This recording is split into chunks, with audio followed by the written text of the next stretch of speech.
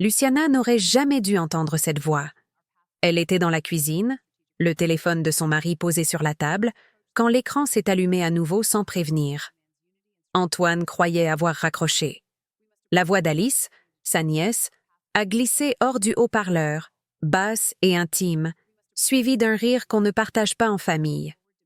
Luciana est restée figée, le cœur battant, tandis que les mots s'enchaînaient, maladroits puis dangereux. Il parlait d'elle, de sa fatigue, du temps que ça prendrait encore. Puis cette phrase, dite presque tendrement, « Bientôt, tout sera à nous ». Le sol a semblé se dérober. Luciana a raccroché d'un geste brusque, comme si le téléphone brûlait sa peau. Autour d'elle, l'appartement parisien baignait dans une normalité cruelle. La cafetière encore tiède, la pluie fine contre les vitres, l'odeur du plat qu'Antoine lui avait préparé la veille. Son esprit s'est mis à remonter le fil des dernières semaines. Les nausées soudaines, les étourdissements après les repas, les verres d'eau qu'il insistait pour lui apporter. Chaque malaise avait suivi quelque chose qu'il avait cuisiné ou servi lui-même. Ce n'était plus une coïncidence, c'était un motif. Elle s'est assise lentement, respirant avec difficulté, non pas à cause du poison, mais de la trahison. Antoine partageait son lit depuis 15 ans. Alice venait souvent dîner, trop souvent peut-être, avec ce regard appuyé qu'elle n'avait jamais osé questionner. Et maintenant, ils parlèrent de sa mort comme d'un calendrier à respecter, de sa fortune, patiemment accumulée, comme d'un héritage déjà signé. Luciana a essuyé ses larmes avant qu'elles ne tombent. Personne ne devait savoir. Pas encore. Elle a décidé de jouer la femme fatiguée, reconnaissante, confiante, de sourire à table, de boire à petites gorgées, en secret seulement, de garder chaque sensation, chaque détail, comme une pièce d'un puzzle mortel. S'il pensait qu'elle s'éteignait lentement, alors elle utiliserait ce temps pour comprendre, pour se protéger, et surtout, pour survivre.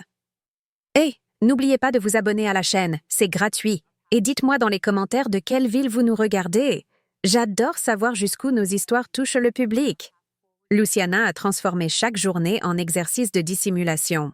Elle se levait avec un sourire prudent, acceptait le thé qu'Antoine lui tendait, mais trouvait toujours un prétexte pour ne boire que quelques gorgées. Le reste finissait discrètement dans l'évier ou dans une plante du balcon. Elle a commencé à noter ses sensations dans un petit carnet caché au fond de son sac.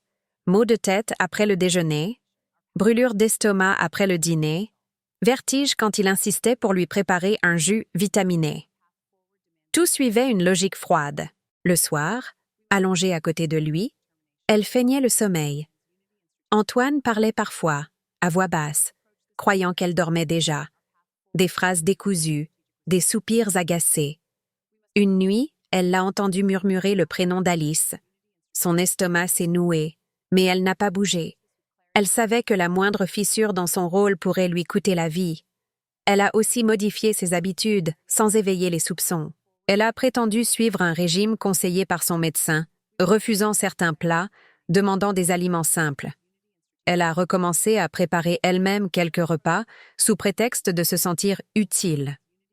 Antoine semblait contrarié, mais il a accepté, observant chacun de ses gestes avec une attention nouvelle qui ne lui a pas échappé.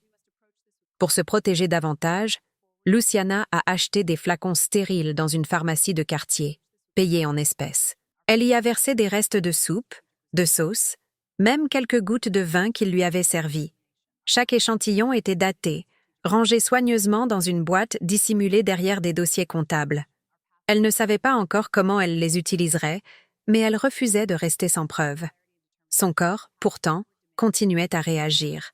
Certains jours, malgré toutes ses précautions, une fatigue écrasante la clouait au lit. Antoine en profitait pour se montrer attentionné, presque théâtral. « Tu devrais te reposer, ma chérie. Laisse-moi m'occuper de tout. » Elle hochait la tête, jouant la reconnaissance, tout en comptant mentalement les heures.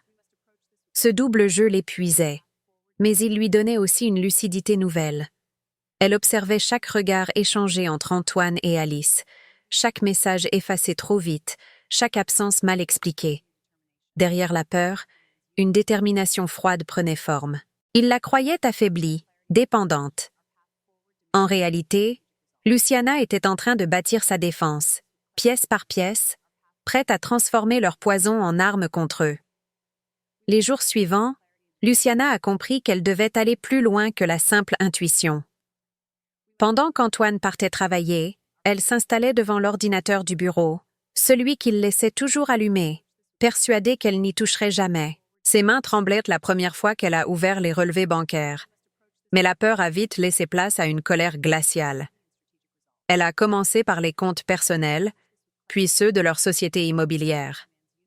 Très vite, des mouvements étranges ont attiré son attention.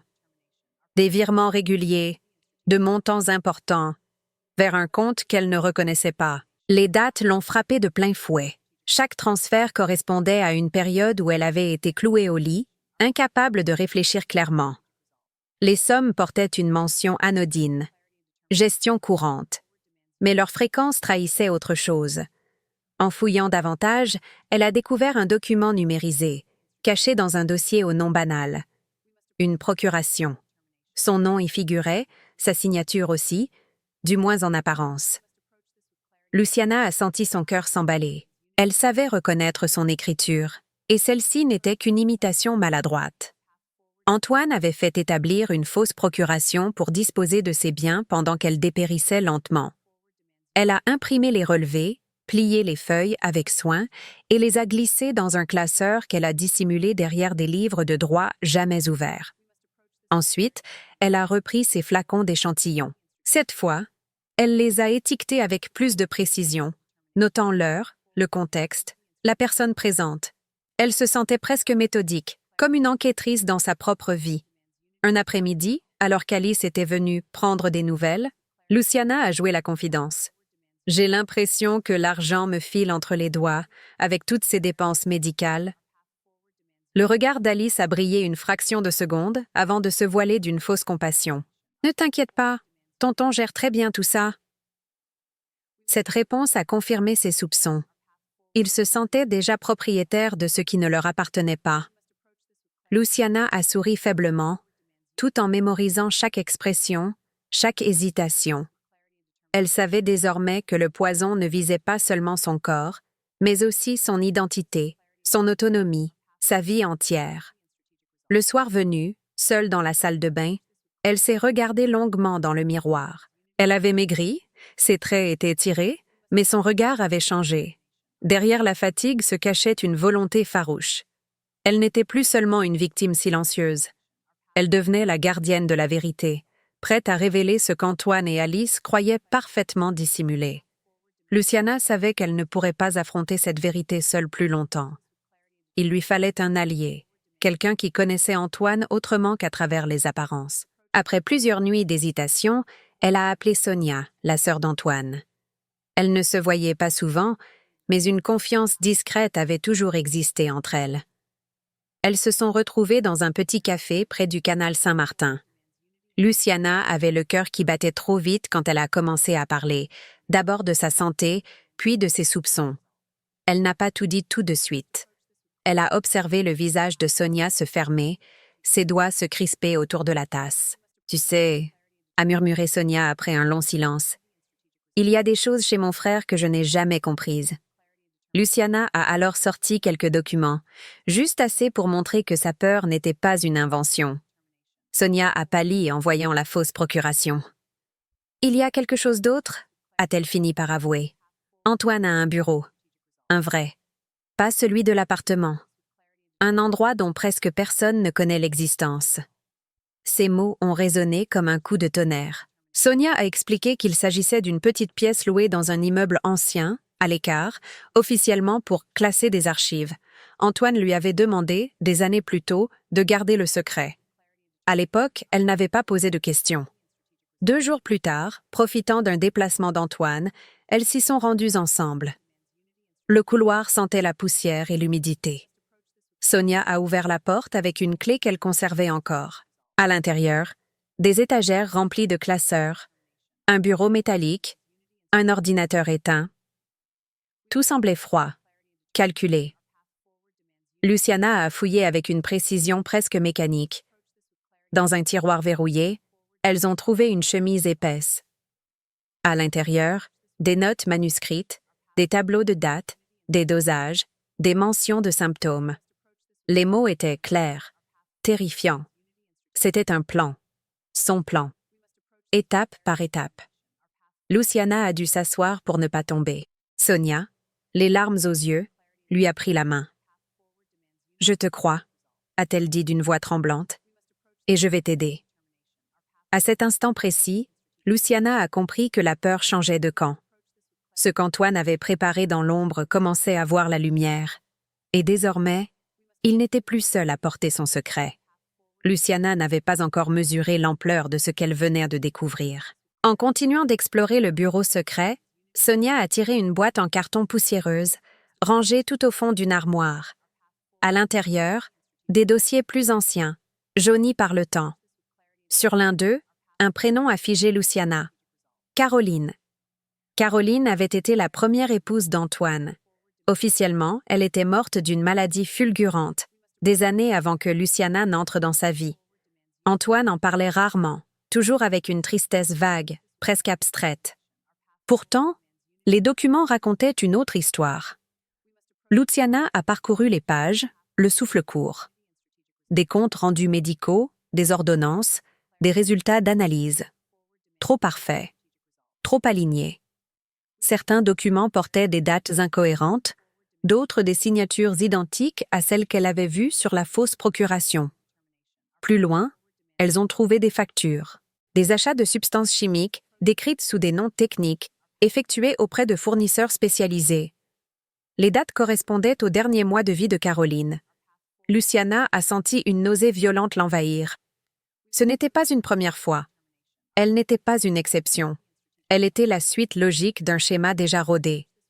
Dans un carnet relié de cuir, Antoine avait noté des observations cliniques. Les symptômes de Caroline y étaient décrits avec la même précision froide que ceux qu'il consignait aujourd'hui pour Luciana. Fatigue progressive, troubles digestifs, défaillance générale. Tout était là, noir sur blanc, comme une expérience répétée. « Il l'a tuée », a murmuré Luciana, la voix brisée.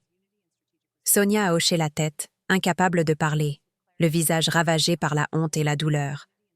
Elle venait de perdre, une seconde fois, l'image qu'elle avait de son frère.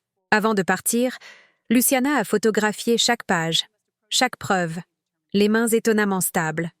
En sortant du bureau, l'air froid l'a frappée de plein fouet. Elle n'était plus seulement en danger. Elle était devenue la dépositaire d'une vérité enterrée depuis des années. Et elle savait désormais qu'Antoine irait jusqu'au bout si elle ne l'arrêtait pas. Ce n'était plus seulement sa vie qu'elle devait sauver, mais aussi la mémoire de Caroline, enfin prête à réclamer justice. Luciana n'a pas attendu plus longtemps pour chercher une aide professionnelle. Grâce à une amie de confiance, elle a obtenu un rendez-vous discret avec Sophia, une avocate spécialisée dans les affaires familiales et patrimoniales. Le cabinet se trouvait dans une rue calme du 6e arrondissement, loin des regards indiscrets. Dès les premières minutes, Luciana a compris qu'elle avait frappé à la bonne porte. Elle a tout raconté. Les symptômes, les échantillons, les documents trouvés dans le bureau secret. Sophia l'a écoutée sans l'interrompre, prenant des notes précises, posant parfois une question courte, chirurgicale. « Nous devons d'abord confirmer scientifiquement l'empoisonnement », a-t-elle déclaré.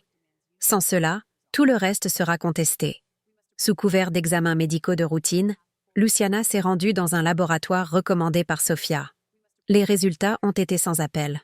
Des traces répétées de substances toxiques, à faible dose, suffisamment espacées pour affaiblir sans tuer trop vite. Le schéma correspondait parfaitement aux notes d'Antoine. Luciana a ressenti un mélange étrange de soulagement et d'horreur. Elle n'était pas folle. Elle avait été méthodiquement empoisonnée. Sophia lui a alors proposé une idée qui a d'abord glacé le sang de Luciana. Pour obtenir des aveux incontestables, il faut parfois laisser l'adversaire croire qu'il a gagné. Le plan était risqué, presque irréel. Mettre en scène sa propre mort. Un arrêt brutal, crédible, médicalement expliqué.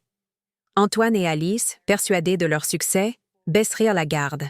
Ils parleraient. Ils feraient des erreurs. Chaque mot pourrait être enregistré, chaque geste observé. Luciana a hésité. Disparaître.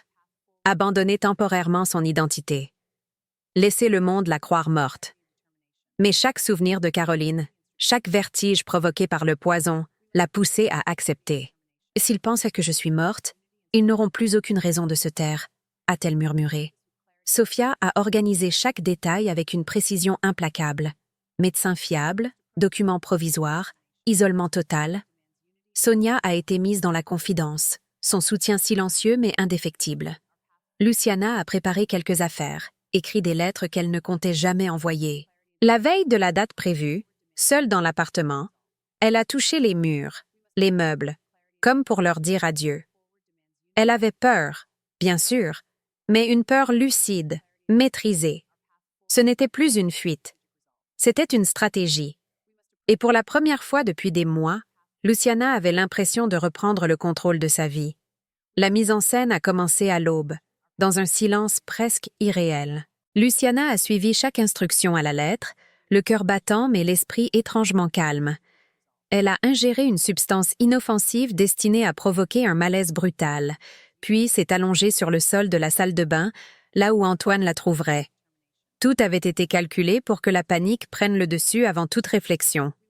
Quand il est rentré, les cris ont déchiré l'appartement. Les secours sont arrivés rapidement.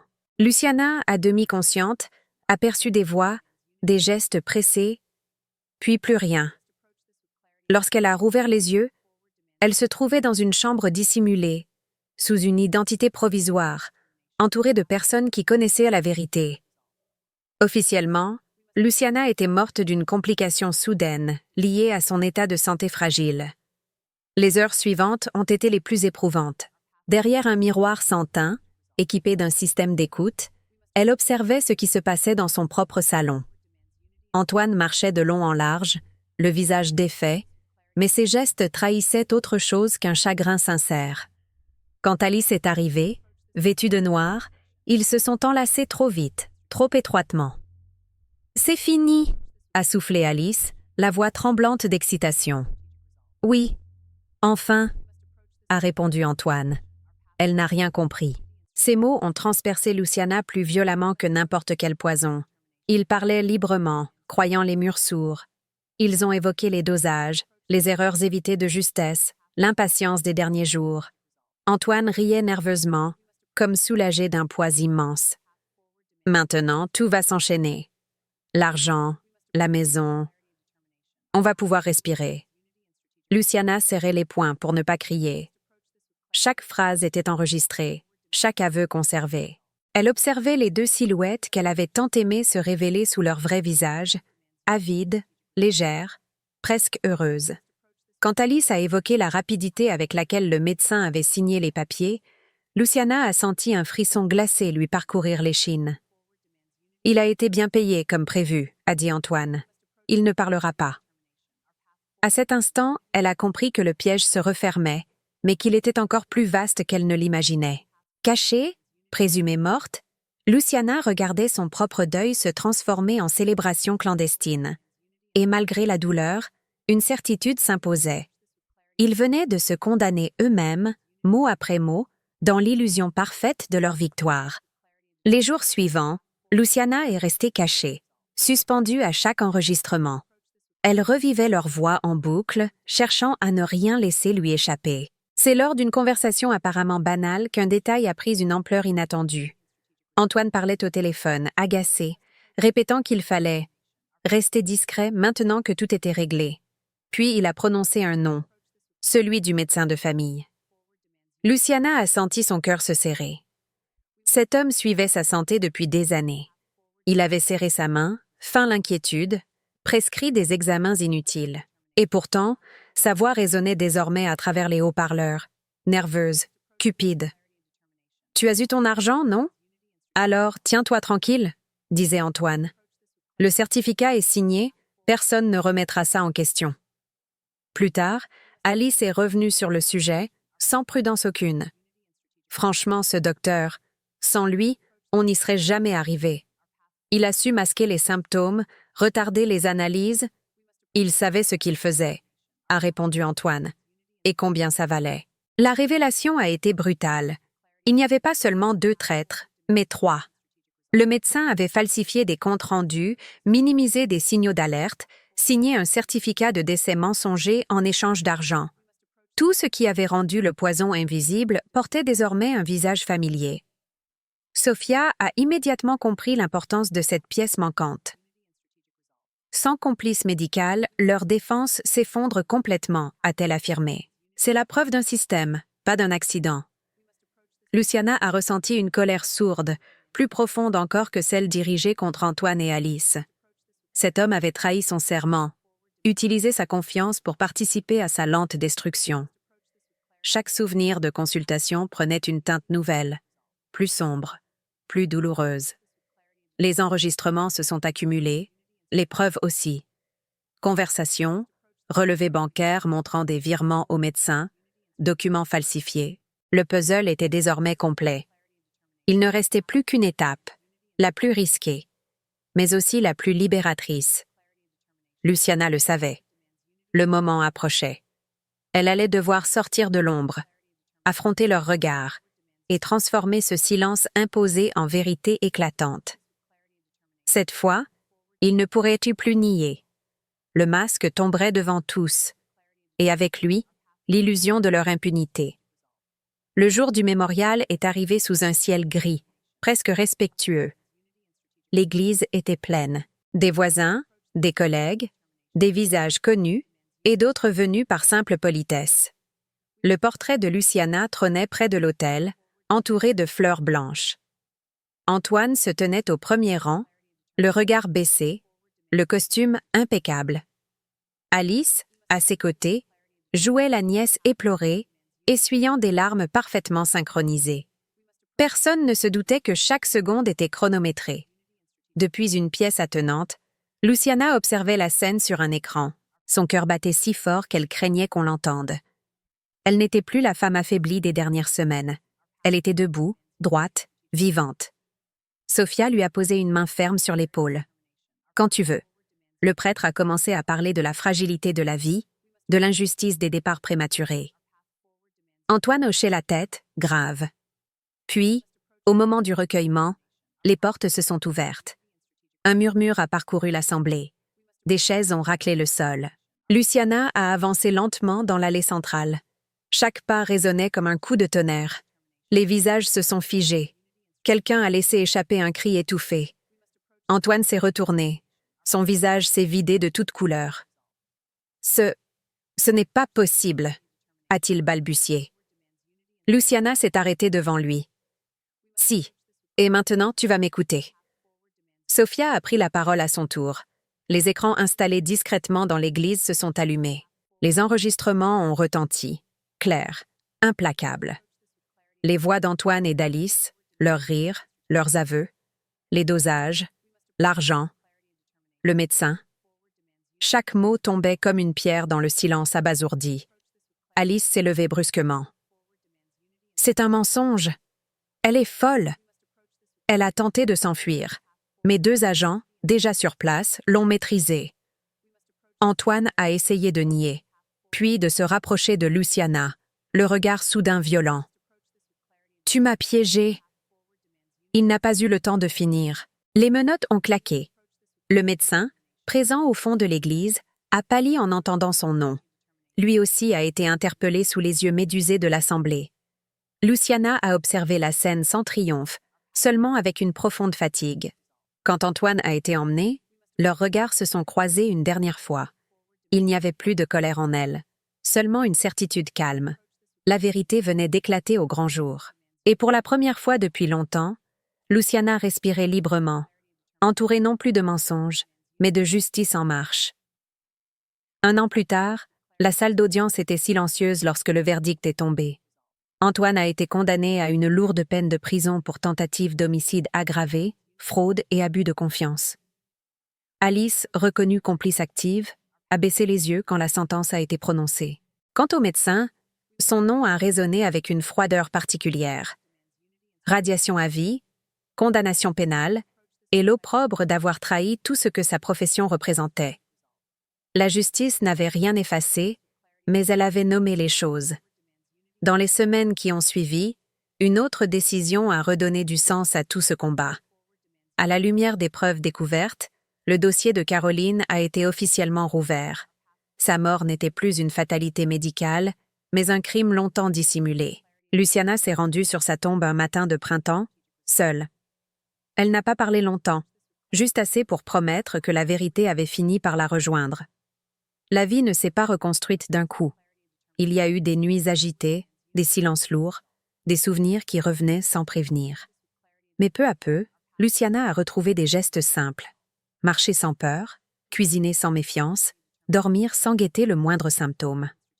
Elle avait survécu, et cette survie appelait autre chose qu'un simple retour à la normale. C'est ainsi qu'est née la Fondation, un lieu d'écoute, d'accompagnement juridique et médical pour les femmes victimes de violences invisibles, celles qui ne laissent pas toujours de traces immédiates. Luciana s'y rendait souvent, sans se mettre en avant, racontant parfois son histoire à demi-mot, surtout pour dire ceci. Faire confiance à son intuition peut sauver une vie. Un soir, en fermant les portes du local, elle s'est arrêtée un instant. La douleur n'avait pas disparu, mais elle avait changé de forme. Elle n'était plus un poids, elle était devenue une force tranquille. Luciana a levé les yeux vers le ciel de Paris, respiré profondément, et sourit. Elle n'était plus une victime. Elle était debout, libre et résolument tournée vers l'avenir. Vous n'êtes pas encore abonné à la chaîne? Abonnez-vous maintenant, c'est gratuit. N'oubliez pas de liker la vidéo pour aider YouTube à vous proposer davantage d'histoires comme celle-ci. Partagez-la avec un ami et dites-moi en commentaire ce que vous avez pensé de cette histoire touchante. Gros bisous et à bientôt.